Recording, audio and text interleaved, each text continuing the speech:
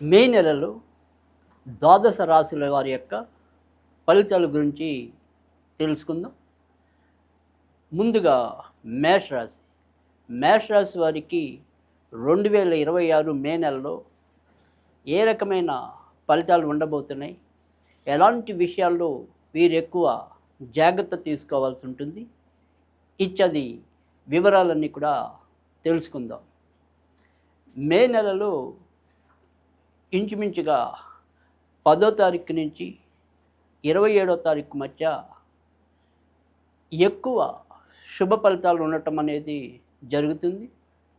అలాగే ఇదే సమయంలోనే ఇంచుమించు వ్యక్తిగత ఆరోగ్య విషయంలో కూడా ఎంతో కొంత జాగ్రత్తగా ఉండాలి.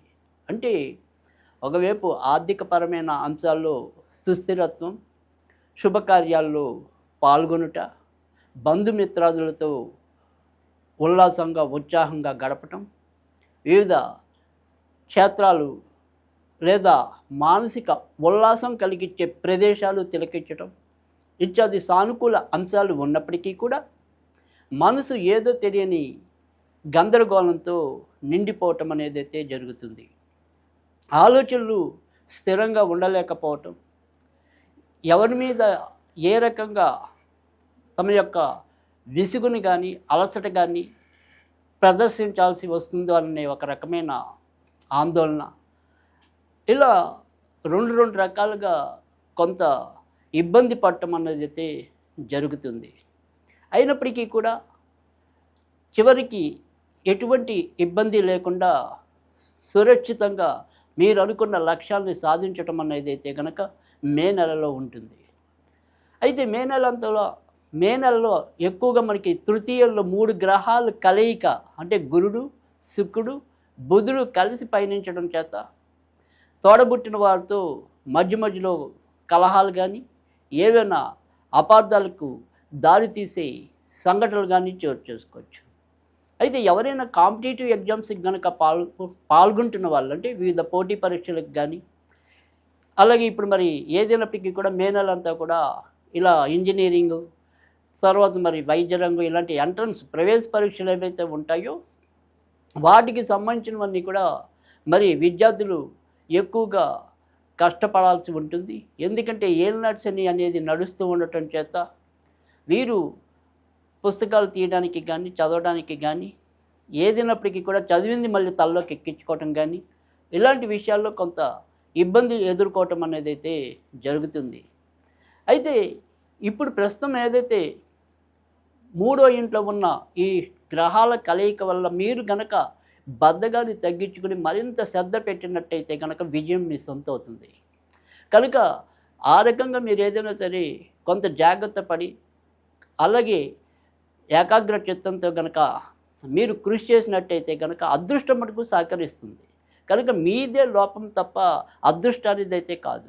కనుక ఆ రకంగా గుర్తించుకుని కొద్దిగా కష్టపడినట్టయితే కనుక మంచి ఫలితాలు పొందడానికి కూడా మే నెలలో అవకాశం ఎక్కువగా ఉంటుంది. మరి మే నెలలో కొత్తగా వివాహం కావాలి అనుకునేవారు మరి సానుకూలమా ప్రతికూలమా, సంబంధాలు వస్తాయా కుదరవా ఏంటి అనేది కనుక చూసుకున్నట్టయితే కనుక మే నెల ఆశావాహకంగానే కొత్తగా పెళ్ళి కావాల్సిన పిల్లల ఏడలో ఉండటం అనేది అయితే జరుగుతుంది. సంబంధాలు ఇప్పటిదాకా ఏదైనా సరే దగ్గర దాకా వచ్చి మరి తప్పిపోతున్నట్టయితే ఈ నెలలో ఆ రకంగా పరిస్థితులు లేకుండా ఖచ్చితంగా నిశ్చితార్థం వరకు లేదా సంబంధాల ఖాయం వరకు రావటం అనేది అయితే కనుక జరుగుతుంది. కనుక ఆ రకంగా కూడా శుభ ఫలితాలు ఎక్కువగా కనిపిస్తున్నాయి. అయితే మనం మొదట్లో చెప్పుకున్నాం, ముఖ్యంగా ఏదైనప్పటికీ కూడా 10వ తారీఖు దాటిన తర్వాత నుంచి కొంత అనారోగ్య సమస్యలు ఉంటాయని చెప్పి, కనుక శిరస్సుకు సంబంధించిన ఇబ్బందులు, తర్వాత ఎముకలు, తర్వాత నరాలకి సంబంధించినవి కొంత ఇబ్బంది పెట్టడం అనేది అయితే జరుగుతుంది. కనుక ఏదైనా సరే మెట్లు ఎక్కేప్పుడు కానీ, ఇతరత్ర ఏదైనా సరే కొంత బాత్రూంలో వెళ్ళేప్పుడు కానీ అజాగ్రత్తగా ఉండటం అనేది మంచిది.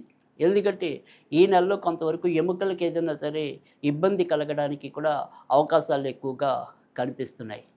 మొత్తం మీద చూసుకున్నట్టయితే కనుక మే నెల అంతా కూడా మేషరాశి వారికి మనసులో పైపైన ఆందోళన ఉన్నప్పటికీ కూడా ఎలాంటి ఇబ్బంది లేకుండానే తమ అనుకున్న కార్యాలన్నీ కూడా చక్కబెట్టగలగటం, ఆర్థికంగా కూడా అవసరానికి తగిన ధనం లభించటం ఇత్యాది సానుకూల అంశాలైతే ఎక్కువగానే కనిపిస్తున్నాయి.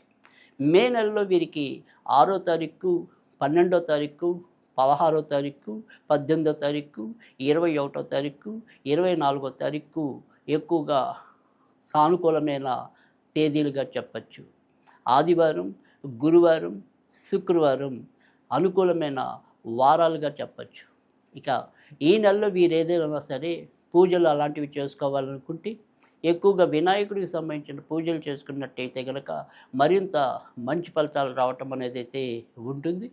ఆదివారం పూట సూర్యుడికి ఆరాధన అంటే ఆదిత్య హృదయం చదవటం కానీ, సూర్యాష్టకం చదవటం కానీ చేసినట్టయితే కనుక మనం చెప్పిన ఏవైనా సరే అనారోగ్యాలు, ప్రమాదాలు అలాంటివి ఏమైనా ఉంటే కనుక తొలగిపోవటం అనేది జరుగుతుంది.